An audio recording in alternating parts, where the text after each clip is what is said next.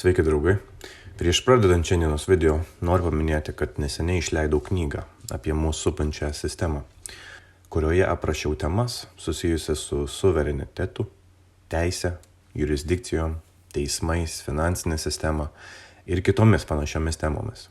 Jeigu dar neskaitėte, kviečiu įsigyti ir taip paremti kanalą. Susilaukiau daug gerų atsiliepimų, vadinasi laikas, kurį investavau rašydama šį leidinį, nenuėjo veltui. Nuorodas paliksiu aprašyme. Šiandien video apie priesaikas. Jau kurį laiką sokiojasi mintis padaryti vaizdo įrašą šią temą. Tai kasgi yra ta priesaika? Pastebime, kad priesaikos davimas yra neatsiejama pareigūnų tarnavimo ar kadencijos dalis. Teisėjai, advokatai, policininkai, politikai ir kiti tam tikrą sistemos laipsnį turintys tarnai, priimdami savo pareigas ir įgaliojimus, privalo prisiekti. Šiandien įsigilinsime į tai, kas yra priesaika ir panagrinėsime skirtingus priesaikų tekstus naudojamus Lietuvos UABO jurisdikcijoje. Taigi, remiantis lietuvių kalbos žodynu, priesaika yra iškilmingas, tvirtas pasižadėjimas, ką vykdyti. Kitaip sakant, priesaika tai yra pasižadėjimas. Duodamas priesaiką, žmogus sukuria susitarimą. Todėl visi prisiekiantys pareigūnai taip pat privalo pasirašyti ant priesaikos teksto, kuris yra saugomas jų byloje.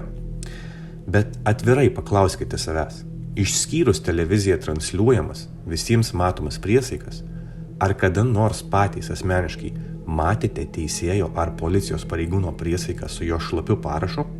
Galiu lažintis, kad nematėte. Tai kas gali būti tikras, kad jos apskritai egzistuoja? Jeigu teisėjas, paprašytas parodyti savo priesaiką posėdžio metu atsisako, arba nenori prisiekti ten ir dabar, tai koks jis tada teisėjas? Toks teisėjas nedelsant turi būti nušalintas ir iš jo ar jos turi būti atimami visi įgaliojimai. Trumpai tariant, bet koks vyriausybės agentas, atliekantis viešojo administravimo, ūkinės ar techninės funkcijas arba teikiantis viešąsias paslaugas visuomeniai, kitaip sakant tas, kuris tvarko jūsų asmens komercinius reikalus, privalo duoti priesaiką. Atminkite, kad vienintelė vyriausybės funkcija yra reguliuoti komercinius sandorius tarp žmonių ir vyriausybių pagal tarptautinio bankroto reglamentus. Prieš pradedant nagrinėti priesaikų tekstus, noriu pabrėžti, kad teisė yra labai tiksli. Kiekviena raidė, skyrybos ženklas ar simbolis, bet kokiame teisinėme dokumente turi reikšmę ir yra naudojamas dėl konkrečios priežasties, kas reiškia, kad tai gali sukelti tam tikras pasekmes. Taigi pirmiausia, panagrinėkime policijos pareigūno priesaiką. Aš, vardas pavardė, prisiekiu būti ištikimas Lietuvos Respublikai, gerbti ir vykdyti Lietuvos Respublikos konstituciją ir įstatymus, negailėti jėgų gindama žmogaus teisės ir laisvės, visuomenės ir valstybės interesus, sąžiningai atlikti man patikėtas pareigas ir visada saugoti gerą vidaus tarnybos sistemos pareigūno vardą, te padeda man Dievas. Trumpai apibendrinant, policijos pareigūnas prisiekia vykdyti Lietuvos Respublikos konstituciją. Čia kaip ir viskas aišku. Konstitucija visiems pažįstama, lengvai prieinama. Taip pat prisiekia ginti žmogaus teisės ir laisvės. Atkreipite dėmesį, asmuo čia nėra minimas. Ginti visuomenės ir valstybės interesus. Šioje vietoje yra ryški priešprieša, nes visuomenės ir valstybės interesai dažnai skiriasi. O taip pat nepaminėta, kokios valstybės. Sąžiningai atlikti patikėtas pareigas, jeigu pareiga yra terorizuoti, psichologiškai ir fiziškai kankinti bei apmokestinti asmenis, tai kaip ir nepažeidžiama ši priesaikos dalis. Trečiame punkte minima, kad prisiekusio pareigūno pasirašytas priesaikos lapas saugomas šio pareigūno tarnybos byloje. Manau, kad susidūrus su ypač įkyriu ar priešiškai nusiteikusiu pareigūnu, kuris yra žūtbūt nusiteikęs jūs skalpuoti, būtų pravartu jam įsakyti pateikti savo priesaikos kopiją, kad būtų galima įsitikinti, jog visų pirma, jis ją turi, o antra, priminti jam, kad jis savo veiksmais sulaužė priesaiką, peržengė įgaliojimus ir už tai baudžiamajame kodekse yra numatyta bausmė. Toliau sekanti priesaika Seimo nario. Aš, vardas pavardė, prisiekiu būti ištikimas Lietuvos Respublikai, prisiekiu gerbti ir vykdyti jos konstituciją ir įstatymus, saugoti jos žemių vientisumą, Prisiekiu visomis išgalėmis stiprinti Lietuvos nepriklausomybę, sąžiningai tarnauti tėvynei, demokratijai, Lietuvos žmonių geroviai. Te padeda man Dievas. Trumpai apibendrinant, Seimo narys prisiekia vykdyti konstituciją, tik neparašyta kokią konstituciją, nes jos nėra šalis. Taip pat saugoti žemių vientisumą. Sunku čia kažką ir pridurti su tokia abstrakčia savoka. Gal reiktų jiems duoti į rankas grėblį ir nuvežti į kokį ūkį, kad parodytų, kaip jis planuoja saugoti žemių vientisumą. Toliau prisiekė visomis išgalėmis stiprinti Lietuvos nepriklausomybę. Atkreipti dėmesį. Jau ne Lietuvos Respublikos, o Lietuvos. Lietuvos Respublika ir Lietuva tai nėra tas pats. Lietuvos Respublika yra pelno siekianti komercinė įmonė, o Lietuva teritorijos, kurioje ji veikia, pavadinimas.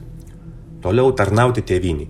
Dar vienas darinys, nenurodyta kokiai tėvyniai, galbūt jis kilęs iš kokios komunistų šeimos, kaip mes galime žinoti, kur ir kada gimė tie politikai. Jeigu pats Barackas Obama Jungtinės Amerikos valstijose sugebėjo prastumti suklastotą gimimo liudijimą su netikru vardu ir gimimo vieta. It's fake, phony, fake. Toliau prezidento priesaika beveik identiška Seimo nario priesaikai. Aš, vardas pavardė, prisiekiu tautai būti ištikimas Lietuvos Respublikai konstitucijai, gerbti ir vykdyti įstatymus, saugoti Lietuvos žemių vientisumą, prisiekiu sąžiningai eiti savo pareigas ir būti visiems lygiai teisingas. Prisiekiu visomis išgalėmis stiprinti Lietuvos nepriklausomybę, tarnauti tėvynei, demokratijai, Lietuvos žmonių geroviai, te padeda man Dievas. Kaip matote, ir čia painiava, nes minimi skirtingi dariniai - Lietuvos Respublika, tauta, Lietuva, tėvynė. Ši priesaika skiriasi nuo kitų svarbiausių valstybės pareigūnų priesaikų, nes tik Respublikos prezidentas pagal konstituciją prisiekia ypatingam subjektui, kuriam priklauso suverenitetas - tautai. Wow. Kuo toliau, blet, to gražiau. Toliau sekanti - kario priesaika. Aš, vardas pavardė, be išlygų prisiekiu ištikimai tarnauti Lietuvos Respublikai, negailėdamas jėgų ir gyvybės ginti Lietuvos valstybę, jos laisvę ir nepriklausomybę, sąžiningai vykdyti Lietuvos Respublikos konstituciją, įstatymus ir savo vadų įsakymus, saugoti man visas patikėtas paslaptis, pasižodį būti doras ir garbingas Lietuvos karys, te padeda man Dievas. Trumpai apibendrinant, karys prisiekia tarnauti Lietuvos Respublikai, bet ginti Lietuvos valstybę. Čia vėl nurodyti du skirtingi dariniai. Toliau, vykdyti Lietuvos Respublikos konstituciją, įstatymus ir savo vadų įsakymus. O tai jeigu įstatymai ir vadų įsakymai prieštarauja konstitucijai, tai kaip tada? Ar kariškis pats turi apsispręsti, kuo vadovautis? Ar čia trūksta dar vieno punkto šioje priesaikoje? Skaitome toliau. Saugoti visas man patikėtas paslaptis. Pala. Ką? Kokias paslaptis? Su tokia abstrakčia savoka galima labai įvairiai traktuoti. Atvira ir skaidri valstybė ir jos tarnautojai negali turėti jokių paslapčių. O jeigu tai privaloma, tarkim, šalies saugumo principais, tai reiktų konkrečiai tai nurodyti. Patys savęs paklauskite, ar pasitikite tais, kurie slepia nuo jūsų paslaptis. Paskutinėme sakinyje pasižadu būti doras ir garbingas Lietuvos karys. Tai prisiekęs yra Lietuvos karys, kuris tarnauja Lietuvos Respublikai, o gina Lietuvos valstybę. Šita skirtingų darinių painiava čia yra nebereikalo, bet išmokus tinkamai skaityti ir suvokti, kas parašyta, darosi aišku, kad viskas yra taip giliai suklastota ir paslėpta, kad patys tarnautojai nesigaudotume. Sekanti priesaika, kurią panagrinėsime, yra teisėjo.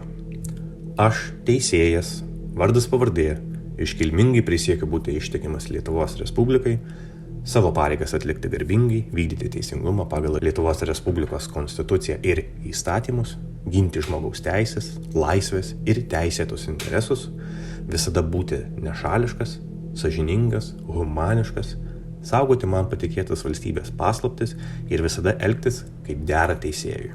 Tai padeda man Dievas. Trumpai pakomentuojant, kaip ir visi prisiekiantys teisėjas pasižada laikytis konstitucijos, bla. Apie asmenis neužsimenama, todėl nenuostabu, kad asmenys atėję į teismo salę būna išmaudyti. Dar užkliuvo vieta, kurioje minimama, kad teisėjas gina žmogaus teisėtus interesus. Bet ar tai yra tiesa?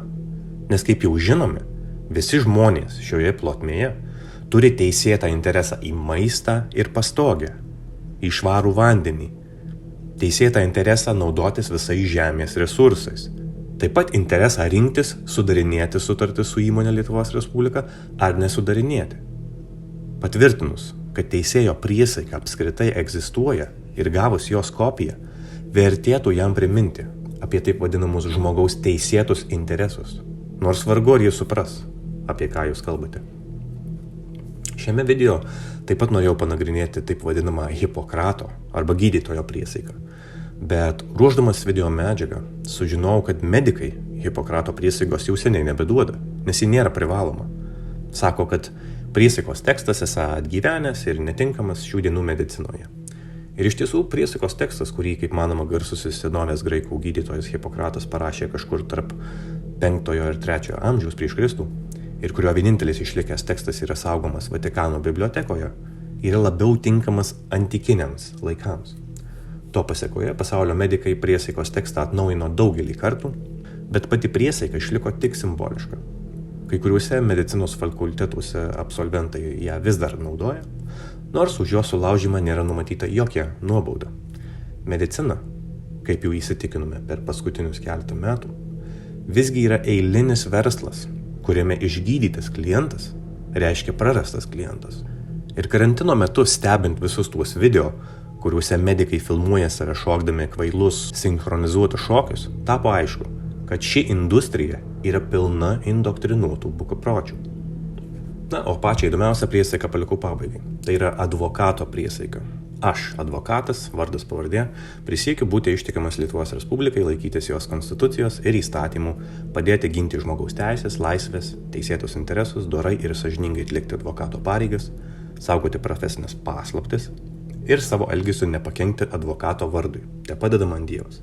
Tekstas labai primena glaustą teisėjo priesaiką, bet neišvengiamai pastebime sutapimus teisėjų, karių ir advokatų priesaikose, kuriuose jie prisiekia ginti ir saugoti paslaptis. Savo tyrimuose dažnai aptikdavau informacijos apie advokatus ir jų atliekamą rolę sistemos komercinėme teatre. Matote, advokatas nėra jūsų draugas. Nors pasirašę su juo sutartį, jūs tampate jo klientu, kaip matote iš jo priesaikos, jis yra prisiekęs būti ištikamas Lietuvos Respublikai ir saugoti paslaptis. Taip pat jis prisiekė padėti ginti žmogaus teisės ir laisvės. Akcentuoju, žmogaus teisės. Teisme, kaip jau žinome, administruojamas asmuo. Gyvų žmonių teisėjas teismo salėje nemato. Gyvas žmogus jiems reikalingas tik kaip asmens laiduotojas. Tas, kuris prisiims atsakomybę už dvimatę fikciją. Ar nekeista, kad jūsų nusamdytas advokatas, tariamai gynęs jūs teismo byloje ir ją pralaimėjęs, išlipa iš vandens visiškai sausas? Jūs sėdate į kalėjimą, o advokatas grįžta į savo kontorą dirbti toliau. Priverčia susimastyti, ar čia ne advokatas turėtų sėsti į kalėjimą už netinkamai atliktą savo darbą gynyboje ir pralaimėtą mūšį. Deja, ši sistema yra tokia iškreipta, kad ne tik didžioji žmonių dalis, bet ir patys advokatai nežino, kas vyksta teismo salėje. Taip yra todėl, nes advokatai yra pirmieji, kuriuos sistema užburia melu. Toliau seka policininkai, kariai, politikai ir kiti sistemos sraigteliai. Įmonė, pasivadinusi Lietuvos Respublika, uzurpavo Lietuvos teritoriją ir paskelbė visiems joje esantiems žmonėms karą. Taip, mėlyjei, nuo pat taip vadinamos šalies atkūrimo joje yra karo padėtis. Kitaip jokie jūrinės teisės teismai, piratystė sausumoje ir kitos kankinimo formos čia negalėtų egzistuoti. Advokato paskirtis sistemoje yra atvesti numirėlį, tai yra asmenį, į teismą ir įrodyti, kad jis yra visiškai nekompetentingas ir neveiksnus. Jeigu jūs save vadinate piliečiu, tai supraskite, kad sistemos akyse jūs esate imbecilas, tai yra protinę negalią turintis asmuo. Pilietis, įgaliodamas advokatą jį atstovauti, pareiškia, kad neturi kompetencijos kalbėti ir būti išgirstas teisme. Advokato darbas yra įrodyti, kad jūs atsisakėte visų savo teisių. Todėl teisėjas gali visiškai ignoruoti viską, ką žmogus sako teismo salėje. Atminkite, kad visi advokatai priklauso advokatų gildijai, pavadinimu British Accredited Registry. labiau žinoma trumpiniu BAR asociacija. Ir šioje gildijoje egzistuojanti pagrindinė teisinė nuostata yra joks įstatymas ar faktas nebus nagrinėjimas teisme. They gave us a lot of negative choices, all to go with this sentence here.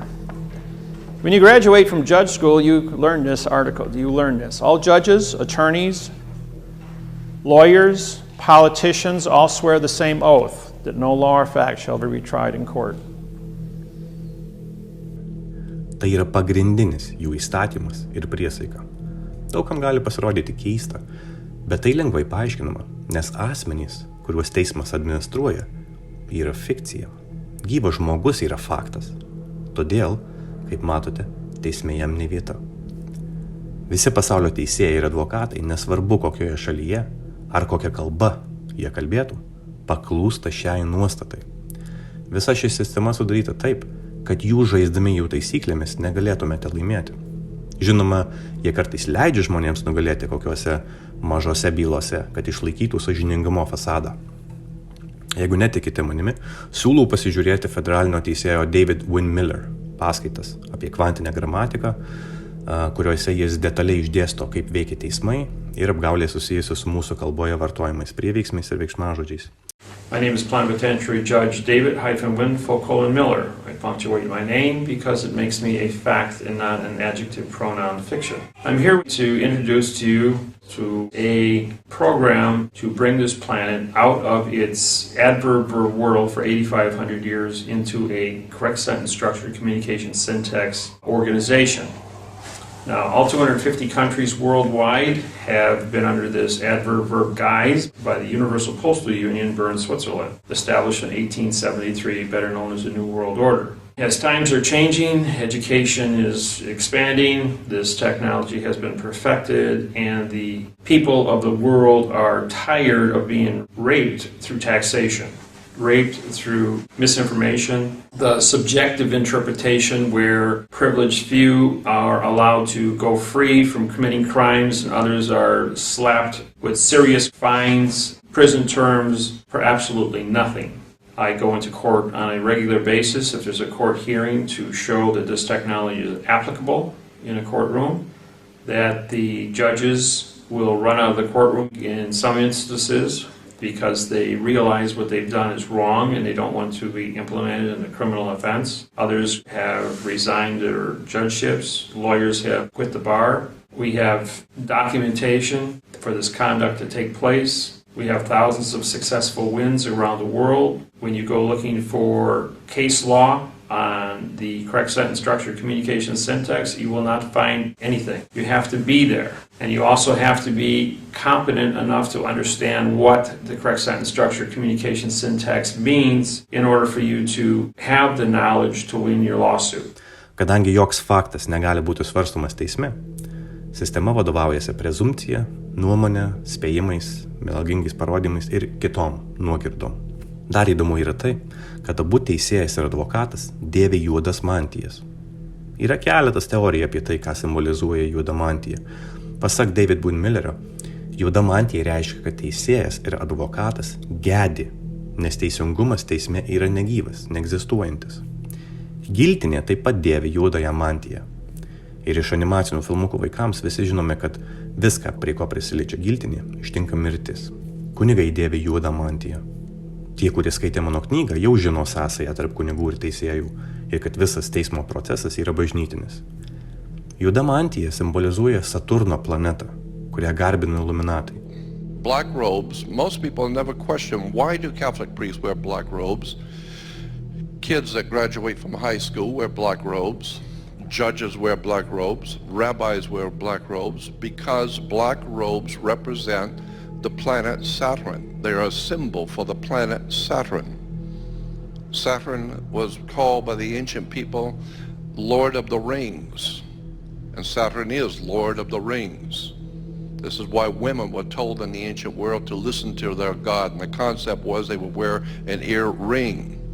Men were to get married before their gods. They would wear a wedding ring because the old ancient god of the Middle East, one of the ancient gods of the Middle East, was the planet Saturn. Saturn was directly connected to Yahweh, the Hebrew God. And so this is why even today the Jews celebrate the worship of Saturn. Saturn in the old Phoenician language was called Shabbath. Look up in the Phoenician language, you will find that the planet Saturn was called Shabbath. And his worship to honor him once a week was called Sabbath. So when the Jews are having Sabbath, they're actually paying homage to their god Saturn, Lord of the Rings. And so when you start breaking down where religions have come from, theologies have come from, the six-pointed star, for instance, is called the Star of David. Actually, it's not the Star of David. All the encyclopedias and reference works will tell you that it's called the Star of Saturn. It is a hexagram. Hexagrams represented the planet Saturn. Saturnas okulte yra laiko ir erdvės valdovas. Dar vienas plačiai paplitęs Saturno simbolis yra juodasis kubas. Visą tai yra susijęs su juodąja magija, kurią jie praktikuoja savo jūriniuose teismuose. Anglų kalboje teisėjas dar žinomas kaip magistratas. Magistratas kilęs iš žodžio magija. Turbūt pastebėjote, kad visi savo priesaikose prisiekė tarnauti Lietuvos Respublikai. Taip pat ir jūs, gyvas žmogus, gyvenantis Lietuvoje, turite ryšių su Lietuvos Respublika. Jeigu turite pasą ar asmens tapatybės kortelę, tai yra tik dar viena priesaikos forma. Juk prašydami asmens dokumento, jūs padėjote parašą ant sutarties asmens vardu. Jie pakišo jums sutartį, kurios sąlygų jie pilnai neišaiškino. Tokia sutartis teisėje yra niekinė. Šis video nėra skirtas menkinti ar įžeisti kitus. Jis yra skirtas padėti jums atsibusti. Nesvarbu, ar esate eilinis žmogus, ar advokatas, karys, ar medikas, sistema jums visiems meluoja. Mano užduotis yra atverti jums akis ir priversti pamatyti, kad ši komercinė schema buvo įsteigta veikti prieš jūs. Supraskite, kad tariama konstitucija tai nėra parašyta jums, o de facto korporacijai, kuri veikia kaip šalis. Jų priesaikos yra bereikšmiai formalumai, kuriais siekiama jūs apgauti. Visa ši kalėjimo planeta yra apgaubta sistemos, kurios tikslas yra skolos generavimas. Nuo pat jūsų gimimo valstybė naudoja jūs kaip užstatą, kad galėtų ir toliau sukti šią fiatinės valiutos apgaulę, kol jūs skolinatės naujam būstui, verslui ar paprasčiausiai naudojatės kreditinę kortelę. Tariama valdžia čia ne tam, kad tarnautų žmonėms, o tam, kad kontroliuotų žmonių energiją, kuri yra gyvybiškai svarbi šios sistemos veikimui. Jeigu teiginiai šiame video jums atrodo kaip nesąmonė ar absurdas, tai ko gero jūs per anksti aptikote šią informaciją ir jums tikriausiai dar nelaikas atsibusti. O jeigu temos vystamos šiame kanale jums yra aktualios, tuomet kviečiu daugiau pasiskaityti mano knygoje, kurioje plačiau aprašiau šios sistemos niuansus. Visas nuorodas rasite aprašyme. Taip pat neseniai atnaujinau Patreon paskyrą. Visi norintys paremti kanalą galite prisijungti, pasirinktami vieną iš 2 pakopų. Dėkoju, kad žiūrėjote. Šiam kartui tiek. Iki.